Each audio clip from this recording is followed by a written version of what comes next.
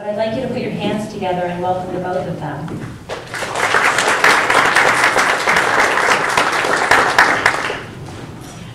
Thank you so much, Heather. It's a pleasure for us to be here with you today. This tea demonstration will be taking place on the floor in front of you, so if you need to move in order to get a better view, we might want to take the time to do that now. Again, I am from the Consulate General of Japan in Detroit, and when oftentimes we're asked for some type of cultural presentation on Japanese culture, and one of our favorite things is what Americans call, what Westerns call, a tea ceremony. And for this type of demonstration, we call on the Japan Society of Detroit Women's Club, because in the Women's Club, they have this wonderful group that have dedicated their lives to studying tea. And the Women's Club, in general, according to their website, their mission, the Japan Society of Detroit Women's Club is dedicated to promoting and spreading awareness of Japan's culture throughout the metropolitan Detroit area. They've been contributing to introducing Japanese culture to the public for nearly 20 years, and one of their main activities to promote Japanese culture is through the presentation of traditional tea ceremony. We were very fortunate in the Metro Detroit area to have Mrs. Kohler. Tomoyo Kohler is the tea teacher. She's a master of chado, or the way of tea, and she's been so generous to open up her home to the Japanese women in the community, as well as non-Japanese men and women that want to study chado with her. And they meet every week and practice and practice. And I've learned a lot through Mrs. Kohler. I don't study myself, but I've learned a lot through her. And this is, it's a lifetime of learning. There's so much to this. It's not just, putting some tea together in some hot water and serving it. You study charcoal. You study how to build a fire. You study ikebana is a very important part of chado. Calligraphy is a very important part. All the different types of teas. It's just so intricate. And it's a beautiful ceremony. It's very serene. It's very zen. Very quiet. There's not a lot of talking at all inside the tea room. The tea room, if you can imagine, it's a very small room. There's no artificial lighting that comes into the tea room. No artificial lighting is allowed. It has paper screens for the windows, so only outside light that is filtered in is the only light, and it's filtered in. It's not direct light, so there are no shadows inside the tea room, and it's just a very meditative place. And I think, are we ready? Okay. In the chado, or the way of tea, there is a host that prepares the tea, as well as guests, certain guests that she's invited, specific guests. And there's a primary guest, and then as many other guests as she would like. And today we're going to have 3 guests. Mrs. Narita is our primary guest. She enters the tea room and stops for a moment to look around the tea room, admiring the scroll, admiring the ikebana, admiring all of the things that the host has prepared for her. And then the second guest enters, leaving her sandals outside. Do you notice they have to bow very low to get in? It's because the door it's a very small opening. There's a reason for this. When you come in, everyone inside the tea room is equal. There is no status inside the tea room. So you come in very humbly. And by bowing so low, you humble yourself before coming into the room. When samurai used to practice this, they had to leave all of their swords and things like that outside because they wouldn't fit in that door. So those were left outside. Everything was left outside. You only come in. No jewelry, no makeup, no watches, no signs of status at all. Everyone takes a moment to admire what the host has prepared. This particular calligraphy, Chigoichi, is this one meeting, this one time. It's the only time we will have. We may have another chado. We may have the same guests, the same host. We might wear the same clothing, but it will not be this exact same time. So let's celebrate this moment in time because we will never have it again. The assistant, Mrs. Kohler, our tea master, is being the assistant today. So she's coming in with the tea sweets. Before drinking the matcha, the tea that's going to be prepared, you have a little bit of sweets prior to. In Japanese culture, when you drink green tea, you don't put honey in it, you don't put jasmine in it, you don't put all these different flavors that we just love to do here in the US because we don't like that bitter Japanese taste. But that's the pure taste of the tea, and that's the only way you're going to find it in Japan, unless they're trying to imitate Americans. So what you had before is a little bit of a sweet to counteract that bitterness that's about to come. And you eat the sweets first. And now the host arrives. And she starts to bring in the utensils and things that she's going to need for the tea preparation.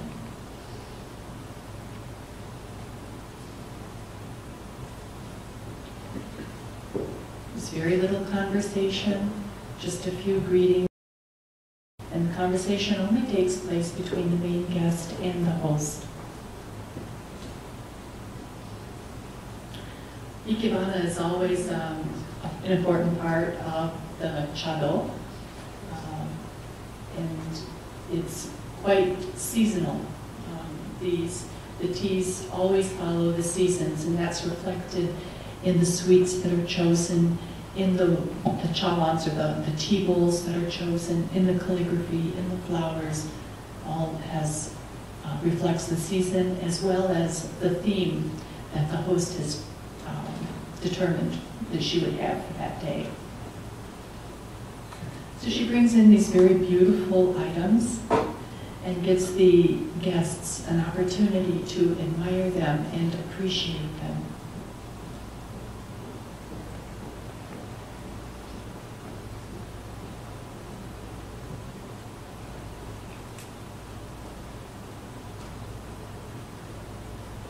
Every step is measured, every movement is predetermined.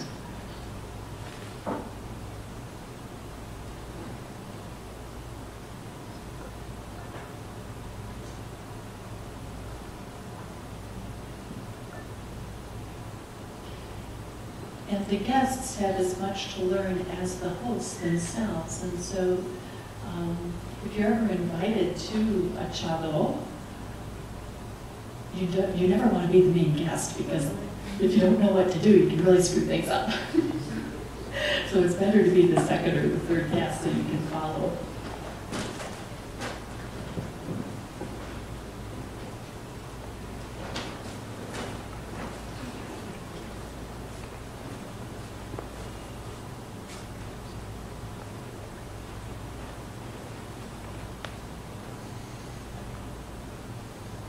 So the host prepares everything, puts them all in proper position.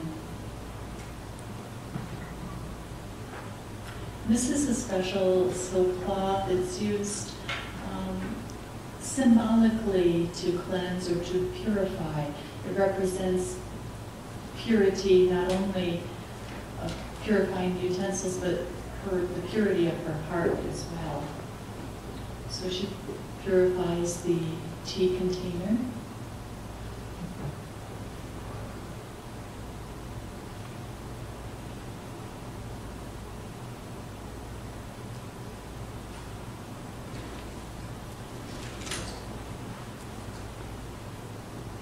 and the bamboo spoon that's used to scoop the tea.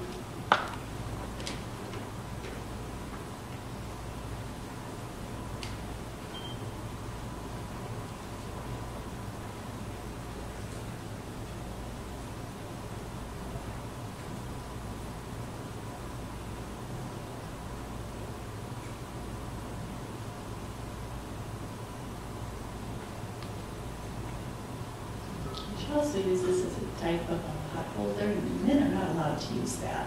Only the ladies are allowed to use that. But men who practice chado must use their bare hands.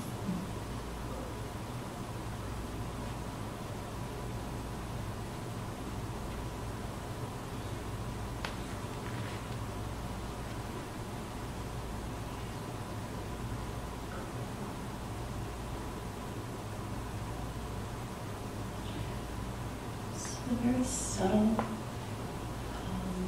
noises that you would hear. The boiling water inside the kettle. The very gentle placement of the tea, of the water scoop onto the kettle, pouring of the water into the bowl. These are all a very important part of the whole process. Because this is a process that's enjoyed with all 5 senses. Now that she's begun to make the tea, the guests are invited to please enjoy your sweets now. In the meantime, the host has put some hot water into the tea bowl to cleanse the bowl and to warm the bowl, because you don't want to make the tea in a cold tea bowl. She also used the tea whisk that's made of 1 piece of bamboo, and it's cut into all of those slivers like a shaving brush, but that's all 1 piece of bamboo. And she rinsed the whisk as well in the hot water to 1, cleanse it, and 2, so that the bamboo will get wet and will swell and become stronger, so that when she actually whisks the tea, the bamboo will no longer be brittle and it won't break.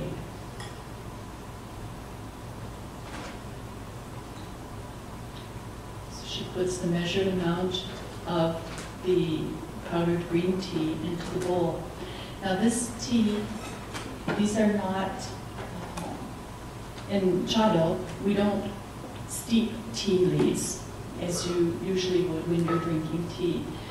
These tea leaves are the very youngest leaves from the tea plant, and they're protected by the sun. They're kept shaded. They're very young, tender leaves, hand-picked.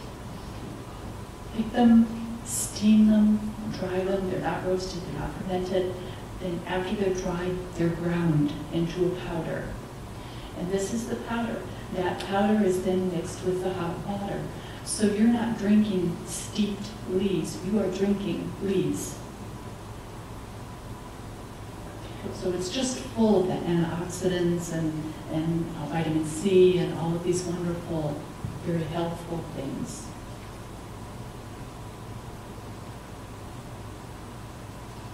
She blends it very thoroughly then, after adding the water.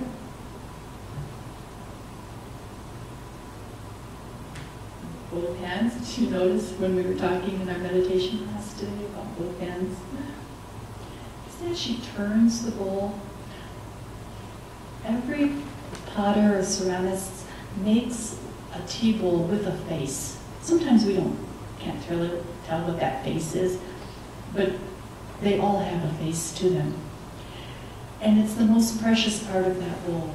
So when you're presenting your tea bowl to your guest, you want to present the most beautiful part of the tea bowl. So you turn the bowl so that that face is pointed toward your guest, so your guest can see it.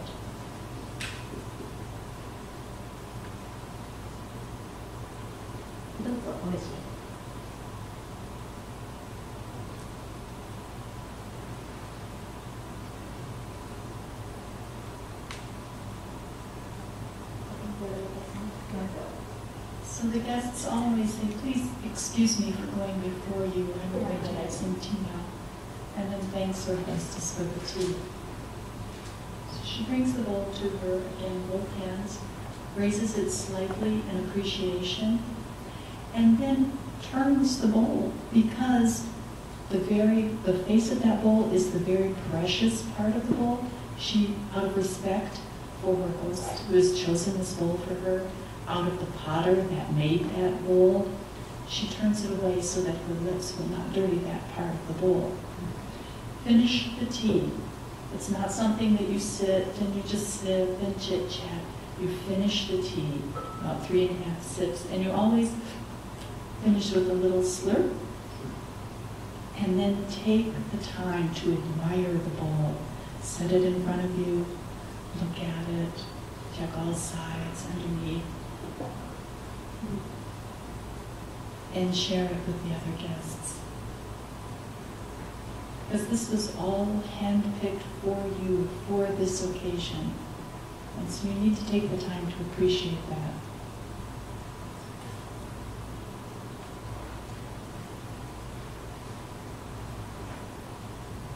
In the meantime, the host has started to prepare the second cup of tea.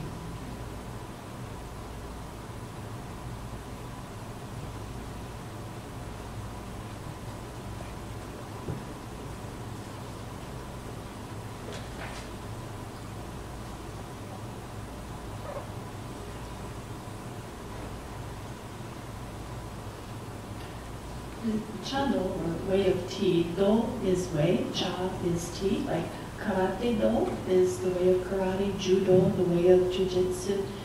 It's a whole formal practice, and again, a lifetime of study. And a full cha-do is called chaji, and it could take 4 hours. It starts out with a meal. There's very special foods that are used for Japanese tea ceremony. You have a meal together, then you'll come in and you'll have a serving of very thick tea, thick Japanese tea. And when you have this tea, the host will make one bowl, and everyone shares that one bowl, passing it down the line. And then you go out in the garden and rest for a minute, then you come back in, and before you leave, you have a serving of this tea. This is a thinner tea. And this is a little bit more casual setting, and the final serving of tea before going home.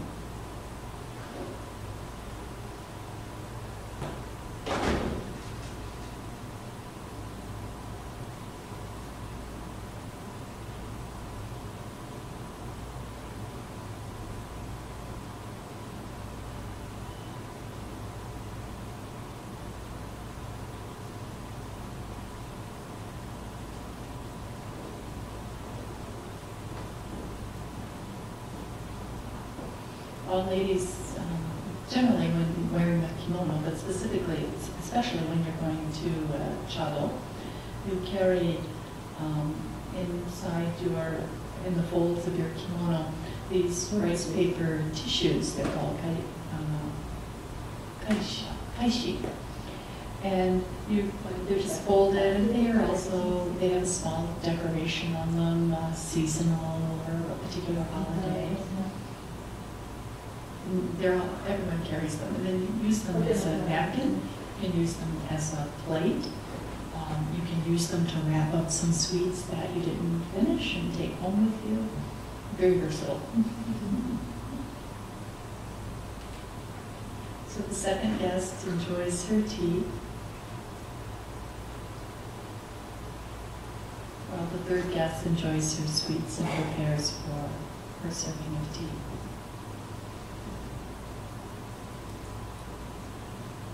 Always wipe the tea bowl where your lips have touched, and then wipe your fingertips on your napkin that you've got. And you notice all the guests have a small fan. These are not the same types of fans that are popular in Japan. You see people fanning themselves out during their furs in case they get too warm. These are smaller. They're especially for a tea ceremony. You don't really use them to fan yourself. I've never seen anyone open them. It's like a barrier.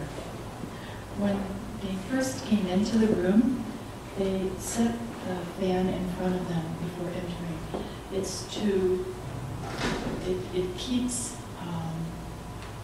It keeps you away from the very pure and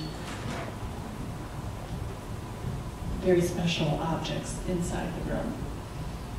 And then you come in and you place the fan in front of you before bowing and before admiring the scrolls and the ikebana as a barrier that you don't get too close to them, that you don't infringe on their space.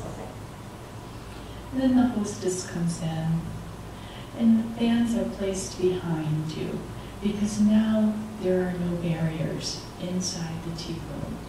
It's one. It's the goal is to create a harmony between the guests and the host, and there can be no barriers if you're going to create this harmony, and that's why the host doesn't have a fan.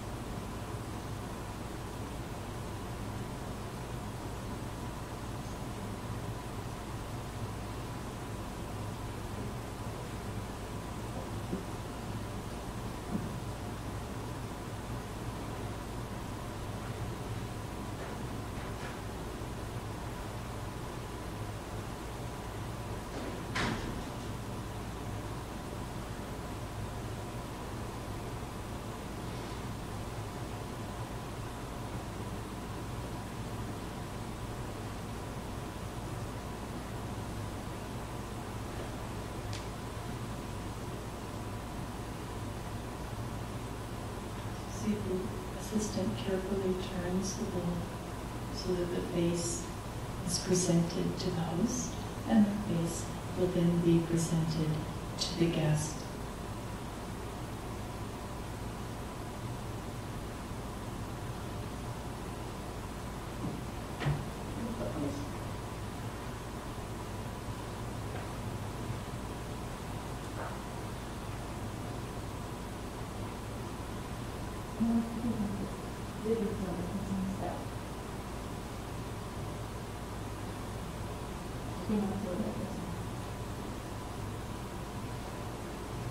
I'll humbly accept this cup of tea.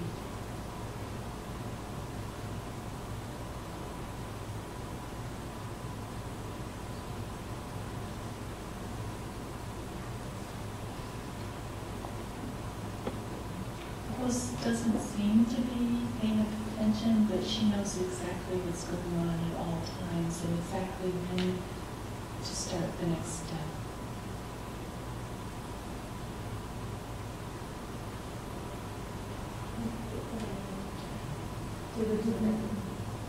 And if the main guest doesn't say something at this point, the host is going to keep making more tea. So she's just asked the other guests if they would like any more tea.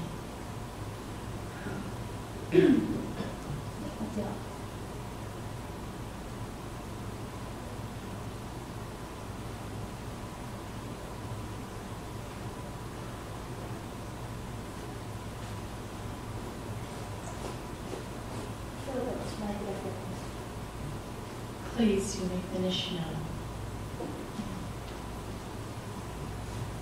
So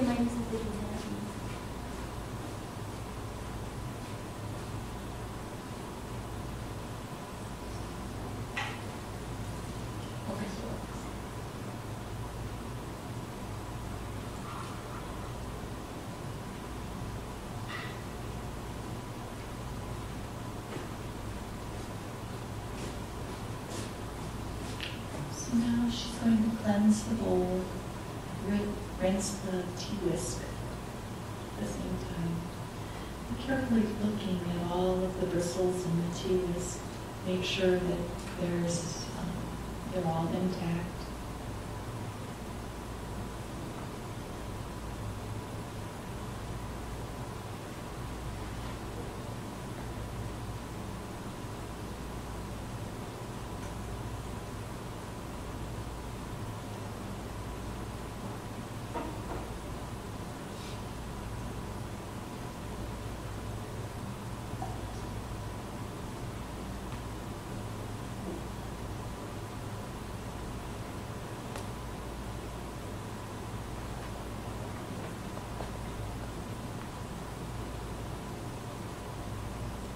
starts to assemble her things in preparation to take them back to the preparation room.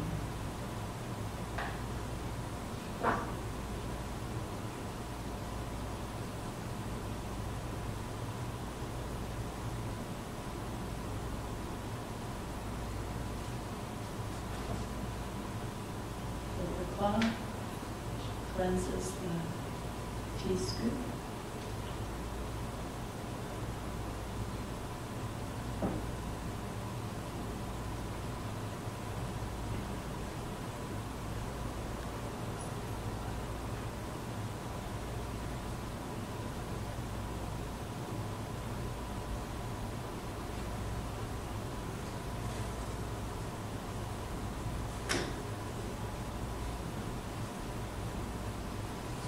And from the basin of fresh water, she replaces the water that she's used into the kettle.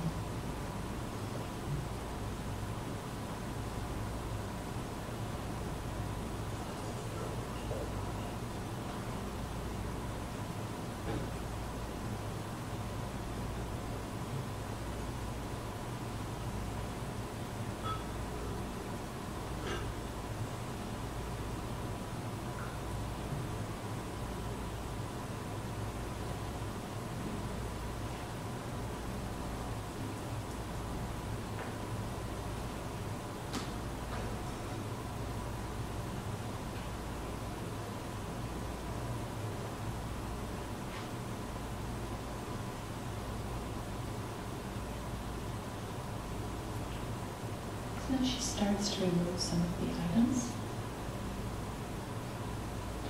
These items were maybe the not so important items or the soiled items, the discarded water that after she rinsed out the bowl and discarded water. So when she left, she turned her back toward her guests so that they wouldn't have to look at these items that are soiled.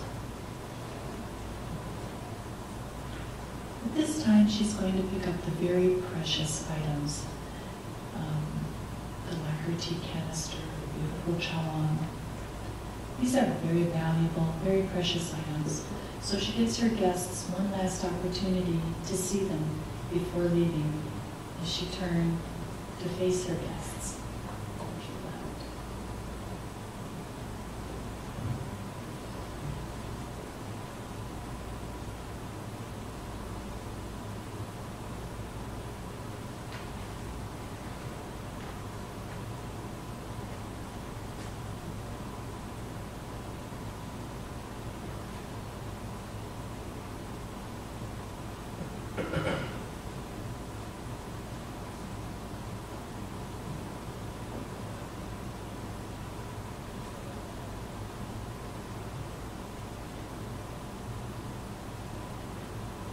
One final bow to thank them for coming.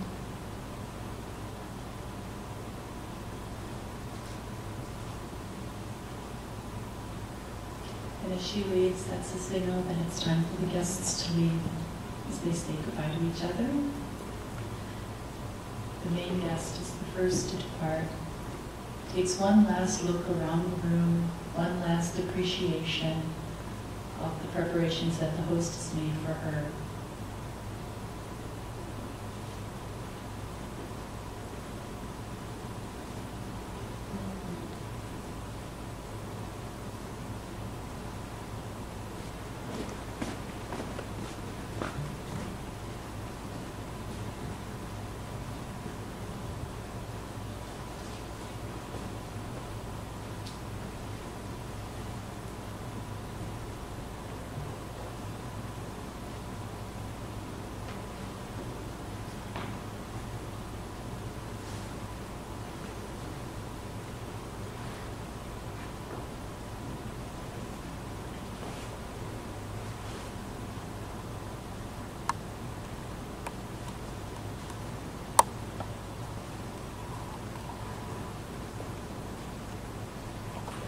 This is the way of tea.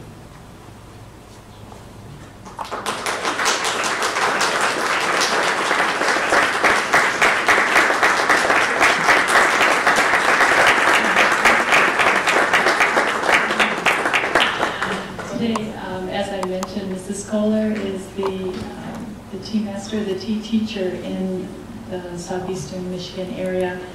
And Mrs. Nakahama, Noriko Nakahama, was our host today. And our main guest was Miko Narita, and Satomi Ueda and Noriko Matsuno were our other guests. So we're very happy we could share this with you. We hope you enjoyed it. Thank you very much.